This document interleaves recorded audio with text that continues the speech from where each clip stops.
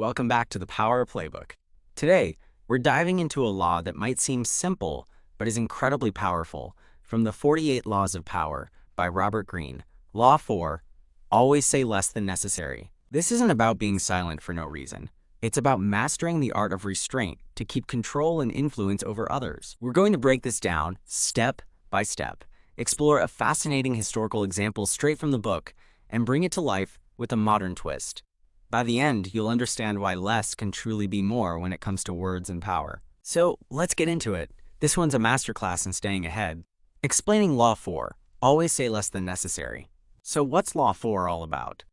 At its core, it's about the power of silence, or at least the power of not saying too much. We live in a world where people love to talk, to overshare, to fill every silence with words. But Robert Greene warns us that this can be a trap. When you say less than necessary, you keep others guessing, maintain an air of mystery, and avoid giving away your position. It's like holding a strong poker hand. You don't show all your cards, because the moment you do, your opponent knows how to beat you. Why does this work? Because words can be a weapon, but they can also be a weakness. When you talk too much, you risk revealing your plans, your weaknesses, or your insecurities. Imagine you're negotiating a deal. If you spill every detail about how much you need it or what your limits are, the other side can use that against you. But if you stay quiet, offer only what's needed, and let them fill in the blanks, you stay in control. They start to wonder, what's this person hiding? That uncertainty puts you in the driver's seat. Greene takes it further by saying that saying less also makes you appear more powerful. People who talk a lot can come across as needy or desperate, while those who choose their words carefully seem confident and authoritative. Think of a wise leader who speaks rarely but commands attention when they do. Every word carries weight. This law isn't about being rude or aloof. It's about strategic restraint. It's about letting your actions speak louder than your words and keeping your opponents off balance. This applies everywhere. In business meetings, personal relationships, even social media. If you're pitching an idea, don't over-explain. Let the strength of your proposal shine. If you're in a debate, don't fill the air with arguments. Drop a key point and let it sink in. By saying less, you force others to lean in, to pay attention, and to respect you more. It's a subtle shift, but it's one that can change the dynamics of any interaction. All right, let's hear it straight from Robert Greene. Here's how Law 4 is written in the 48 Laws of Power. When you are trying to impress people with words, the more you say, the more common you appear, and the less in control. Even if you are saying something banal, it will seem original if you make it vague, open-ended, and sphinx-like. Powerful people impress and intimidate by saying less. That's the law, word for word, and it's a reminder that power lies in what you don't say. Greene's comparing us to the Sphinx, a mysterious figure who speaks in riddles, suggesting that ambiguity can be a strength. Now, let's travel back to the 19th century for a historical story straight from the 48 Laws of Power, the tale of Charles Maurice de Talleyrand, the Duke of Talleyrand, a master diplomat during the Napoleonic era. This example, detailed by Greene, shows how saying less can turn the tables in the game of power. In the early 1800s, Europe was a chessboard of shifting alliances, with Napoleon Bonaparte dominating the continent. Talleyrand served as Napoleon's foreign minister, but he was a shrewd operator, always playing his own game. Napoleon was a man of action, known for his bold speeches and grand plans. But Talleyrand took a different approach. He rarely spoke at length, preferring to let others reveal their intentions while he remained an enigma. One key moment came during the Congress of Vienna in 1815, after Napoleon's defeat. The great powers of Europe, Britain, Austria, Russia, and Prussia, gathered to redraw the map and decide France's fate. Talleyrand, representing the newly restored French monarchy, was outnumbered and outpowered. On paper, France was weak, and the Allies could have imposed harsh terms. But Talleyrand had a plan, and he executed it with silence. At the negotiations, the other diplomats talked endlessly, debating loudly and revealing their strategies. Talleyrand, however, said little. He listened intently, nodded occasionally, and offered vague, non-committal responses like, "That is an interesting point," or "We shall see." His quiet demeanor frustrated the others, who began to overestimate his influence, wondering what secrets he held. Greene notes that Talleyrand's silence made him appear more powerful, as if he knew something they didn't. This strategy paid off. By saying less, Talleyrand sowed discord among the allies. He subtly encouraged their rivalries, hinting at one point that Austria might side with France against Prussia, then suggesting the opposite to Britain. He never committed, never over-explained, and let the others fill the silence with their own assumptions. The result? The Allies started arguing among themselves, weakening their united front. France, under Talleyrand's guidance, emerged from the Congress with better terms than anyone expected, keeping its borders intact and avoiding crippling reparations. Greene uses this to illustrate Law 4 perfectly.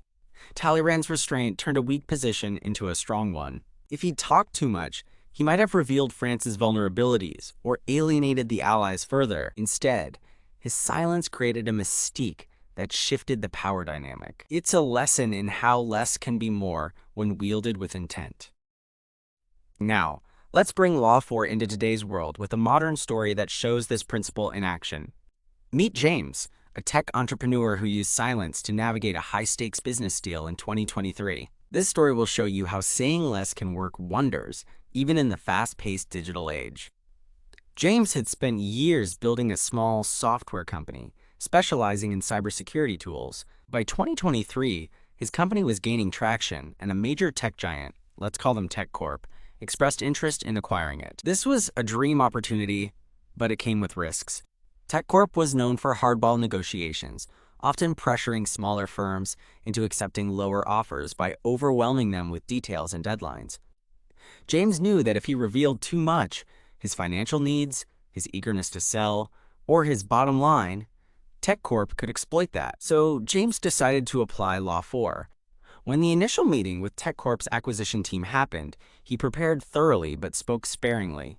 The Tech Corp reps opened with a pitch, outlining their vision and throwing out numbers, starting with a modest offer. They expected James to jump in, counter with a higher figure, and reveal his position. Instead, James leaned back, nodded slowly, and said, "That's an interesting starting point. I'll need to think it over." His tone was calm, almost indifferent, and he offered no details about his company's valuation or his personal stakes.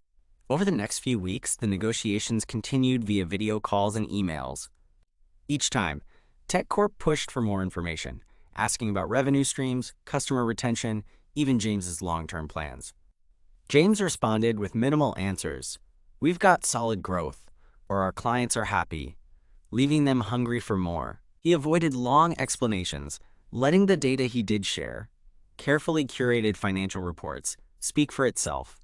His silence frustrated the Tech Corp team, who started speculating among themselves. They wondered if James had a better offer elsewhere, or if his company was worth more than they'd assumed. This ambiguity worked in James's favor. Tech Corp, eager to close the deal and avoid losing him to a competitor, began raising their offer without James needing to push hard. He'd respond with a simple, "I appreciate the adjustment," or "let's see where this goes," never committing or revealing his true expectations. Behind the scenes, James consulted with advisors, but kept his strategy quiet, even from his own team, to avoid leaks. The turning point came after a month. Tech Corp, growing impatient, invited James to a final meeting. They presented an offer 30% higher than their initial bid, assuming his silence meant he was holding out for more. James listened, paused for a long moment, long enough to make them sweat, then said, "This is a good step forward. I'll consider it and get back to you."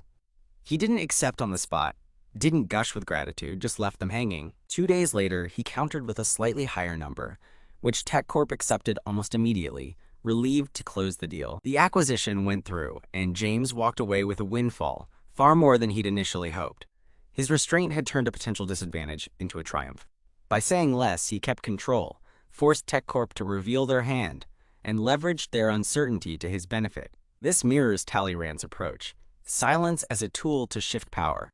Have you ever noticed how someone who speaks little can command a room?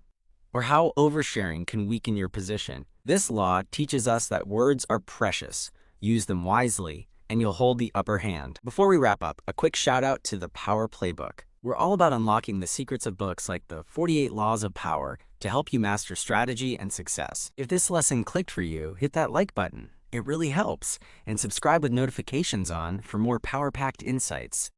So what's the takeaway from Law 4? It's all about the power of saying less than necessary. Whether it's Talleyrand outsmarting the Allies at Vienna or James securing a better deal with silence, this law shows that restraint can be your greatest asset. It's not about being uncommunicative. It's about choosing your words to maintain control and mystery. Here's a question to keep you thinking. Have you ever said too much and regretted it?